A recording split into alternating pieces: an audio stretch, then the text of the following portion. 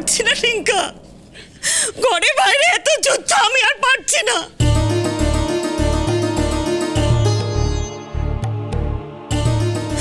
রিঙ্কা, রিঙ্কা বাবা, কেন এরকম করছিস? হ্যাঁ রে, তুই তো সবসময় আমার পাশে ছিলি, আমাকে সাপোর্ট করেছিস সবসময়, কেন আজ এরকম করছিস? কেন আমার আগের মতন হতে পারছিস না রিঙ্কা? কেন বল না।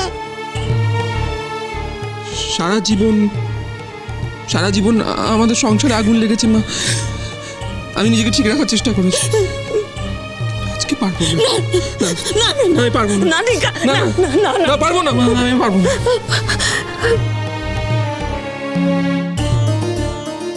অঙ্কিতা, কি ব্যাপার, তুমি এখানে কি করছো?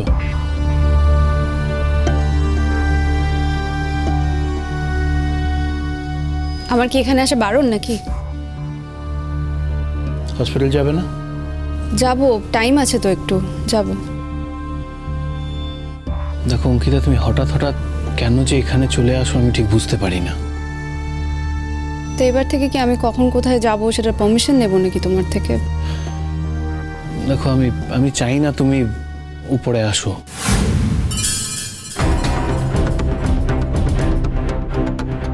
তোমার সব চাওয়াকে যে আমি অনার করতে পারবো সেরকম কথা তো কখনো বলিনি। প্লিজ অঙ্কিতা, সিচুয়েশনটা বোঝার চেষ্টা করো। তুমি উপরে এলে আমার টেনশন হয়, তারপর ওর দিকে তাকিয়ে দেখো মুখ চোখের কি অবস্থা।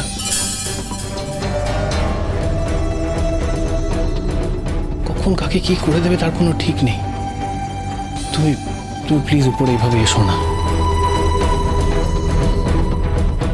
তোমরা কি সত্যি সিবলিংস অনিরুদ্ধ?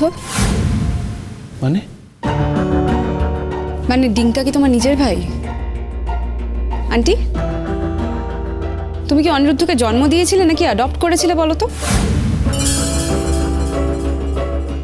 এই কথাগুলো মানে আমি ঠিক বুঝতে পারছি না। আমি এক্সপেক্ট করেছিলাম যে তুমি বুঝতে পারবে। তোমার নিজের ভাইয়ের প্রতি তোমার এতটুকু সহানুভূতি নেই। দেখো, যেদিন প্রমাণিত হবে যে ও সত্যি খুনটা করেনি সেদিন ওর উপর যত সহানুভূতি দেখাবো, কিন্তু এখন এই মুহূর্তে এটা সহানুভূতি দেখানোর সময় নয়। সারা পৃথিবী যখন ওকে সন্দেহ করছে তখন আমি তোকে সন্দেহের ঊর্ধ্বে রাখতে পারি না। তোমারও রাখা উচিত না। যদি তুমি সেটা করে থাকো তাহলে বলবো খুব বোকামি করছো অঙ্কিতা। সেই মনিও অনিরুদ্ধ, সেই মনিও।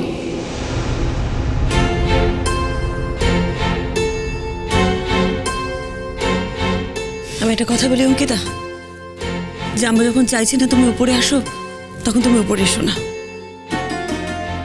আন্টি, অনিরুদ্ধ আলাদা মানুষ, আমি আলাদা মানুষ। ওর চাওয়ার উপরে তো আমার চাওয়াগুলো নির্ভর করে না। আমার যদি মনে হয় আমি উপরে আসবো, তাহলে এটা তোমাকে এনশিওর করতে হবে তুমি উপরে উঠে এলে সে যেন উপরে উঠে না আসে। অনেক কষ্ট করে ওকে আমরা নর্মাল করার চেষ্টা করছি, তাতে সে জল ঢেলে দেবে, আমরা সহ্য করতে পারবো না। ঠিক আছে দাদু ভাই। অনিরুদ্ধ, তুমি এখানে কেন এসেছো? আমাকে ডাকতে, রাইট? ফার্দার আমাকে ডাকতে তুমি কখনো প্লিজ এখানে এসো না, ঠিক আছে? আর তুমি ডাকলেই যে আমি তোমার পেছন পেছন শুশু করে চলে যাবো তাও তো নয়, বলো।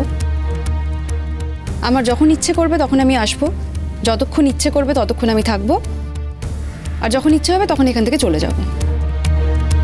এই ইচ্ছেটা আমার বারবার হতে পারে, আমি রোজই এখানে আসতে পারি, কিন্তু এটা তো বুঝতে পারছো যে সম্পূর্ণটা আমার ইচ্ছের উপর dependent. It's not control by you, তোমার ইচ্ছের উপর নয়। তুমি প্লিজ নিচে যাও, প্লিজ। অঙ্কিতা, তুমি আমার উপর শুধু শুধু রাগ করছো কেন? কখনো যদি আমি তোমাকে সত্যিই ছেড়ে দিই না, তাহলে হয়তো তুমি বুঝতে পারবে।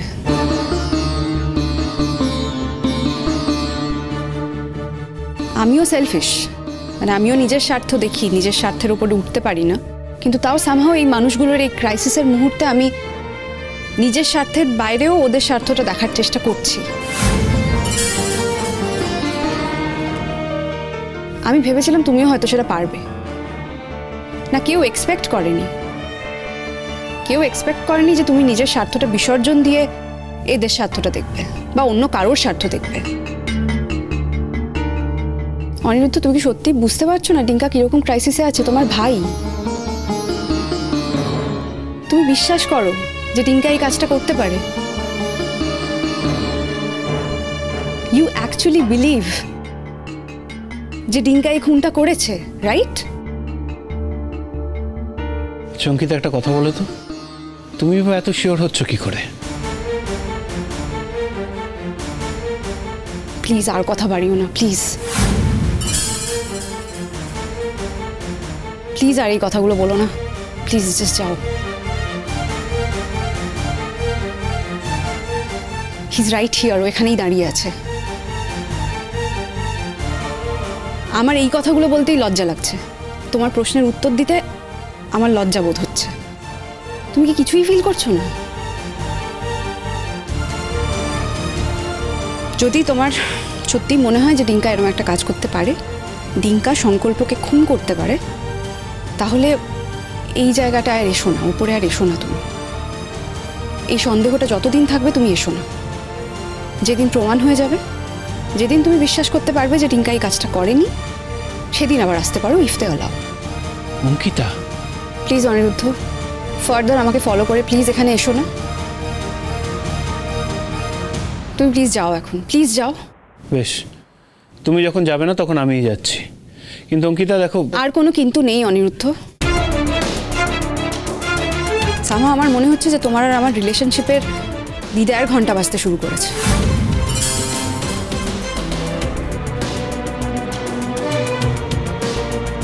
কোনো কিছুর বিনিময়ে আর তুমি আমাকে এখানে বোধহয় রাখতে পারবে না। তুমি প্লিজ যাও। অঙ্কিতা, সব কি বলছো? প্লিজ যাও, please.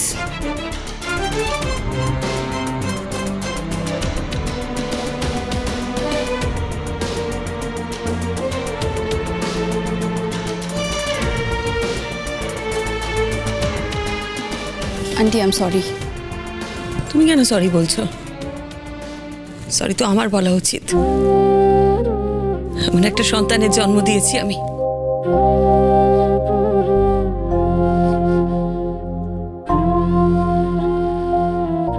ডিঙ্কা, I am really sorry ডিঙ্কা। জানো বৌদি ভাই, 99% লোক যাদেরকে আমি চিনি তারা আমায় অবিশ্বাস করে। তারা মনে করে আমি সংকল্পকে খুন করেছি। আস্তে আস্তে না আমিও মনে করছি, জানো তো, যে আমি সংকল্পকে খুন করেছি। আমার রাতে ঘুম হয় না, জানো, সারা রাত ঘুমোতে পারি না। আমি সব স্বপ্ন দেখি সারা রাত, মনে হয় যে আমার হাত দুটো রক্তে লাল হওয়া। না বৌদি ভাই, তোমরা না আমার থেকে চলে যাও, হ্যাঁ, আমার কাছে থেকো না। কিয়া সরি, কিয়া তুমি আমার কাছে আর এসো না কখনো, হ্যাঁ।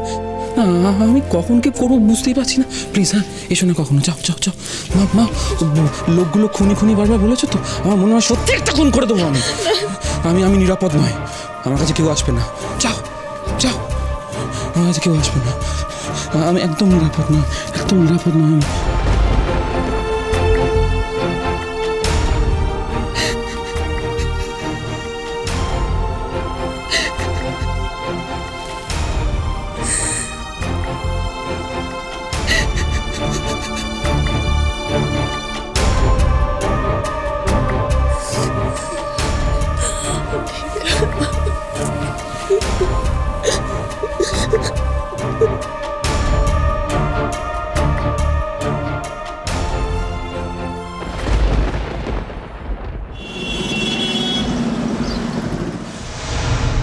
ইয়োর অনার, আজ আমি এমন একজন সাক্ষীকে পেশ করতে চাই যিনি প্রত্যুষ সেনগুপ্তকে খুব কাছ থেকে দেখেছেন এবং ওই পরিবারের একজন সদস্যও তিনি। আপনি যদি অনুমতি দেন তাহলে আমি আমার সাক্ষ্য গ্রহণ পর্ব শুরু করতে পারি।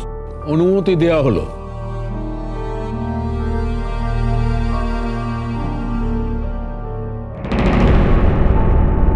পবিত্র গীতায় হাত রেখে বলুন, যাহা বলিব সত্য বলিব, সত্য বই মিথ্যা বলিব না। যাহা বলিব সত্য বলিব, সত্য বই মিথ্যা বলিব না।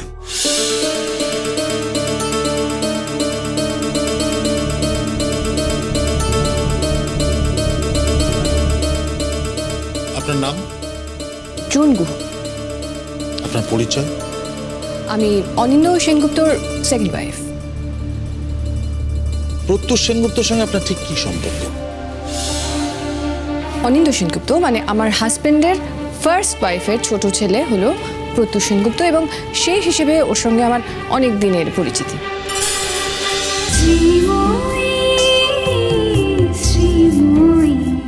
স্টার জলসার প্রিয় শো দেখার জন্য সাবস্ক্রাইব করুন আমাদের ইউটিউব চ্যানেলে এবং আপডেটেড থাকার জন্য প্রেস করুন বেল আইকন। চলো চলো চলো চলো পাল্টাই।